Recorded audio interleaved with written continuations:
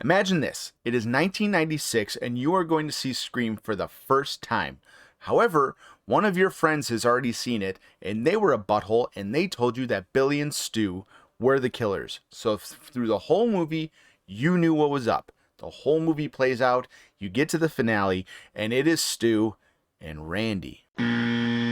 Not Stu and Billy. That is precisely what they need to do with Scream 6, to throw a wrench in the machine, throw everything on its head, and keep the series spicy, because that's what Scream has been about from the very beginning, is keeping it spicy, reinventing the wheel, and throwing the whole horror genre on its head.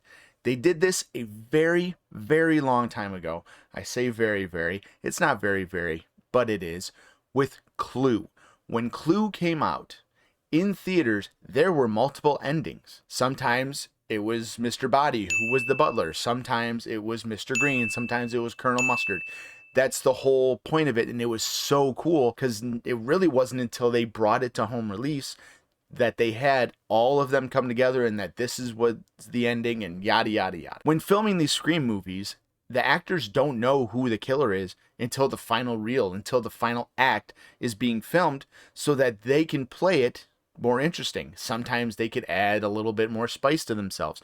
Sometimes they can tone it down to make it seem like they're not the killer, because they don't know really until your character is really killed off, like Dylan Minnette was in Scream 5. That's how you do it. You have this movie go along and go along and go along, and you give it 4 endings. Using the first one for an example, say you have the Billy and Stu ending, but then you have a Randy and Stu ending, and then you have a Dewey and Billy ending, then you have a Gale and Dewey ending. Now, I know what you're saying. I know it's going to be the whole, oh, wait, but this. And I get it. Everything would have to make sense, and it would have to work. It would have to be done properly, and that's going to add a whole other layer and why they probably won't actually do this, at least not to the extent of maybe 4 or 5 different endings.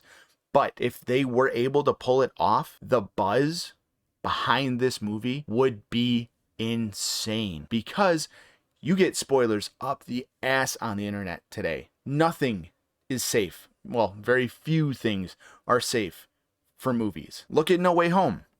If that had not been spoiled, everybody would have shat their pants in the theaters.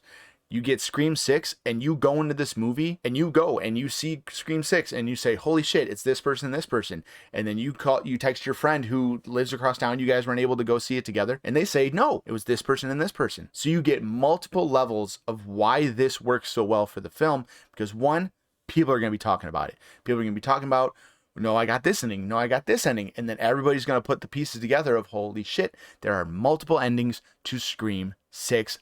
I need to go see it again. So you get people going and they see it again and again and again and again, trying to collect the endings. Money all day. And you get people talking about it. And then you get people, hell, for the sake of like content creators, you get ranking videos of what's your favorite ending to Scream 6. Just Scream 6.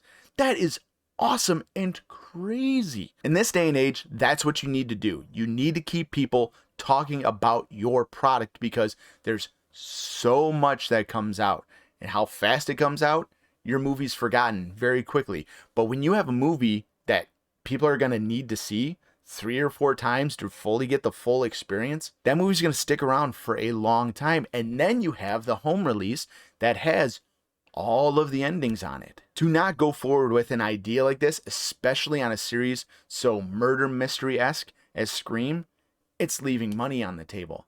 I, personally, if it was a good enough movie, I would go see Scream 6 3 times, thinking that there are 4 endings. Obviously, you're going to get the chance of seeing the same ending again, but you get people who are going to see that movie over and over and over again until they collect it. Scream fanatics out there are going to eat up that opportunity. Now, if you want to keep talking about Scream and you want to see what my thoughts were on the 5th one and if it warrants future entries, go check out this video. I'll have it linked in the description below. I will see you over there. But until then, take care.